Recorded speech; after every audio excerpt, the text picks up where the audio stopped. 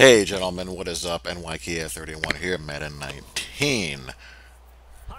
Is this the toughest matchup that we've faced yet? I mean, you see the top three there, and when you see the rest of his roster, I don't show the rest of his roster, but he has players on there that says, no doubt, yeah, yeah, yep.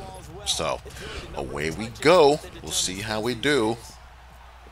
Just a couple of notes. I will be live streaming tonight a preseason game in online CFM, and we're going to start some run and shoot labbing this evening as well. So, you're going to look out for tonight. Well, I would say I'll be on between 5 and 5:30 for the game, and then we'll go from there. So, anyhow, here we go. I am on offense. We're going to start out in a little bit of under center. No real, well, a couple of new additions to the squad there. We bagged the upgradable Jerry Rice, and we swapped him out for the power-up Randy Moss. Basically, I had to pretty much refund all of my power-ups for the Rice, and I pretty much put them on the Moss, and Moss is now up to an 89. He was an 87 this game. I think it was an 87 this game. No, I think he's an 89 now. So, yeah. Reason being, Moss, well, the Antonio Brown and the Rice are pretty much the same player. They're virtually identical and need another field stretcher. So, you know. Plus, he's Randy freaking Moss. He's 6'4", jump, spec, catch, and all that. So, yeah, I mean, he's freaking Randy Moss. We might revisit the power-up Rice later on down the road.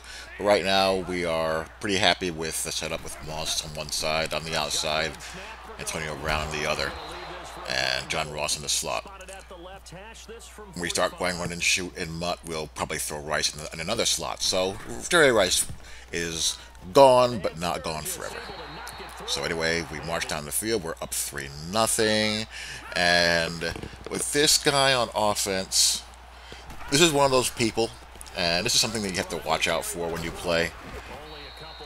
I'm going to get to a point where I know exactly the play he's going to be running based off of what formation he's coming out in, because he never deviates. He always calls his plays in the same pattern, and once I catch on to that, you'll see what happens. But anyhow, I mean, he's pretty much loaded here, and we're just going to have to find a way to deal with it. I mean, he's got guys out there with dual chems already. I mean, jeez. I just missed that. Again, I like that aspect of user control. Players extended. I had a spy out there, so only rushing 3. I tried to get back, break back when I saw the guy breaking off his route, but couldn't do it. And there, I love to see that out of the closing safeties deep, and that's something about this game that's, hairy a lot of the times. Without these break-on-ball thresholds that we had last year, the concern is the dice roll effect, or the frequency of when you're going to get those break-on balls that you should be getting when a safety is being threatened over the deep middle, and the route conflict isn't, something that's going to stress him out too much. It's a push running right at him or a steamer running right at him, and his ability to close on it. How are the probabilities going to kick in as the ratings increase when there's no automatic 91 threshold anymore, where when you hit 91 zone coverage, you get those guys really breaking hard on the release of the throw. So that's a concern on the head-to-head scene. And there I throw an INT. If I'm going to throw an INT, that type of INT, I don't mind. I'm trying to hit someone down the field, and the defender popped it out, and it went to Harrison Smith. So, whatever. We get the sack there. We're down 7-3. I whiffed on a tackle on a spin move in the open field. That's how we got his touchdown, so we're behind. He gets a guy open on a wheel route. He's trying to tack on some points before the half. And here's a little key tip when it comes to understanding route progressions and route concepts.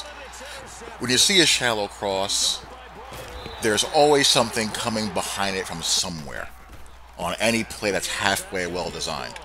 So from there, it's just a matter of understanding how I have my defense set up, down, distance, time situation.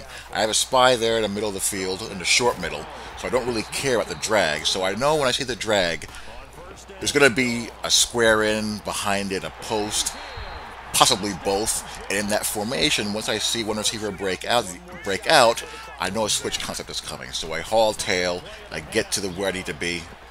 He throws it right to me, and we get the user INT. So now we're up 10-7, end of the half here. Just don't want anything crazy to happen. So there we go. We go to the half, up 10-7.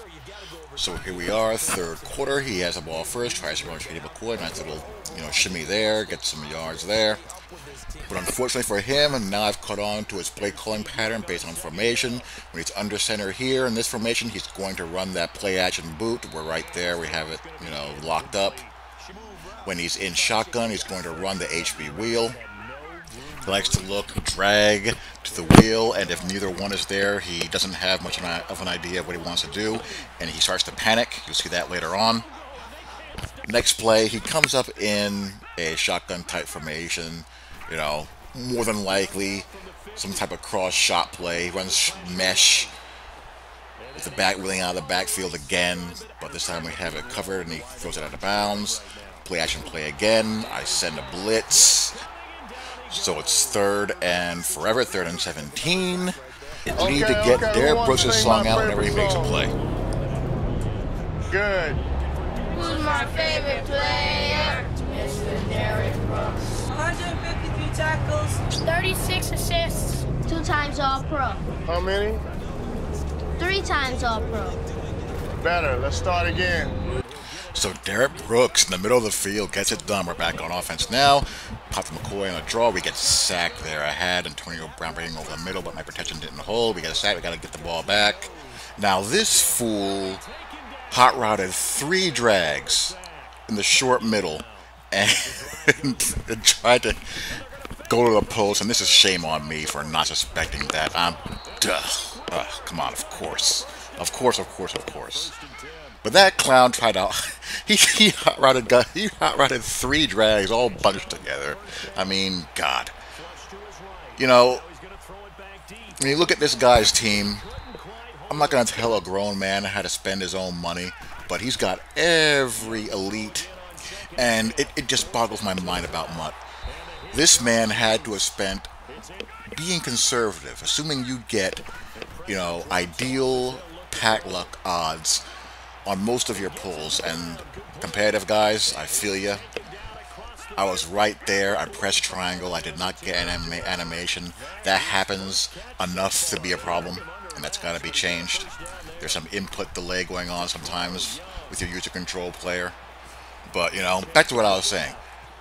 Bare minimum, he spent anywhere between $800 to $1,200 on his team, and likely more when you factor in you're not going to get ideal pack luck odds on every bundle that you purchase. And the game's been barely out 2 weeks. We're not even a month in. So let's say you do that every month, the next 10 months. You're spending 10 grand over the course of a year, and you're horrible. Now, even if you're good, even if you're a competitive guy who's, within the top, 1 to 5% of the competitive Madden world. Let's say you're a guy who made, let's say, 40, 50K playing Madden Championship Series last year. You no doubt had to invest in your team. So you have the expense of that.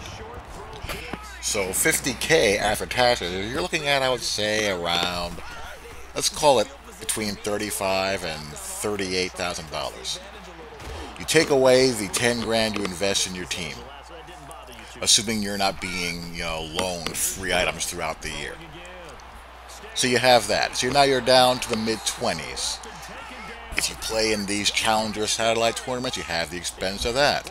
And then you just have the sheer amount of time you're putting in mastering your meta. These guys spend hours upon hours upon hours on this game, getting good at it. And at the end of the day, you're netting 20 grand out of the deal if you're doing, okay. If you're not winning, multiple MCS majors like a Skimbo or a Young Kiv or someone like that who's at the very, very, very, very top of the food chain. Or you're someone like Problem who's been making a living playing Madden for close to a decade now. Everybody else is just scrounging. I mean, geez. Competitive guys. You all got to push for better. But anyhow, we're up 17-7. That's my little spiel on that.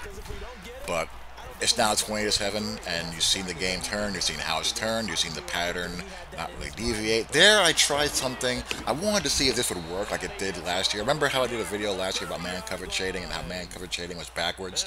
You outside shade to contest the release of insider breaking routes. That time I just wanted to try to see if that was still the case, and as you saw there, I got roasted there on the post route. So there, next play I just play straight man coverage, global inside shade, and there was, significantly less separation. So good to know.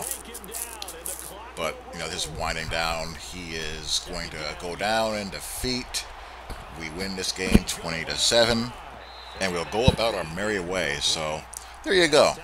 Hope you guys enjoyed. I will talk to you all later. Peace. You know what coaches always tell us. We want to win our home games. That much we know. We want to protect our home turf. They got that done in this one. Exactly right. When you start a season, everyone's goal: win all of your home games, split your road games, and you're likely going to be in the playoffs. But when you win at home, boy, what a great feeling that is. You don't even mind if people are at your house when you get home after a win like that. That'll do it for us. For Charles Davis and all our crew, I'm Brandon Gaudin. This has been Madden Ultimate Team on EA Sports. Join the discussion on Twitter at EA Sports_MUT. It's a win for the Jets as we say.